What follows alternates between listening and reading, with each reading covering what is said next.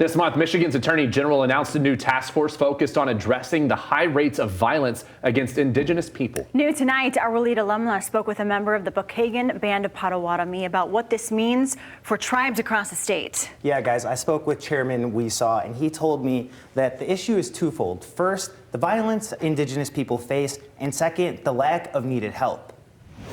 Spent 26 years in the state police. Chairman Weesaw of the Pokagon Band of Potawatomi has firsthand experience.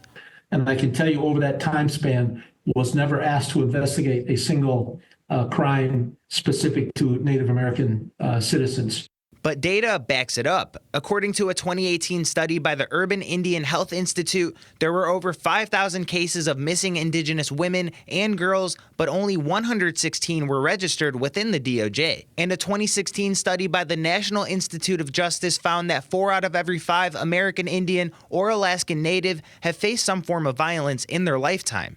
You know, we may not realize that high of a percentage in our community, but collectively, when you put the communities together, it's obviously a big problem. One the state is trying to solve with this new task force. In a statement, Attorney General Dana Nessel said, in part, the MMIP task force marks a critical first step in combating abuse and violence against Indigenous people in Michigan, adding by prosecuting and tackling the root causes of these crimes, working directly with this broad coalition of MMIP task force members, we can build safer communities and pave the way for justice for the families and victims impacted by this crisis. Chairman Weesaw believes collaboration like this is key. That's what I think they're working towards. I think it will be one big network. You can put the task force together and everybody will have, jurisdictional authority if they're on that task force under the, the federal deputization.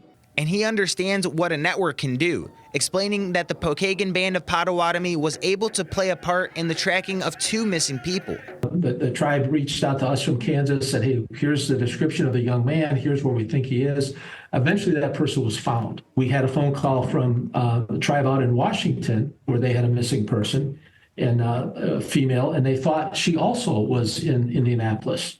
And within just a matter of a couple of days, we were able to find her and make sure she was safe and get her returned back to her family. In the end, Chairman Weesaw hopes the task force can both stop crime and educate. So if you can bring that legitimate number down, but then also include in their collaboration and trainings and different programs to reduce that violence, it has a twofold, very positive impact. The task force first met in September and are set to meet again in December. Its focus will be on improving investigation and prosecution of missing or murdered Indigenous peoples' cases, bridging gaps in law enforcement systems, and identifying best practices. In studio, Wadida Damna, Fox 17 News.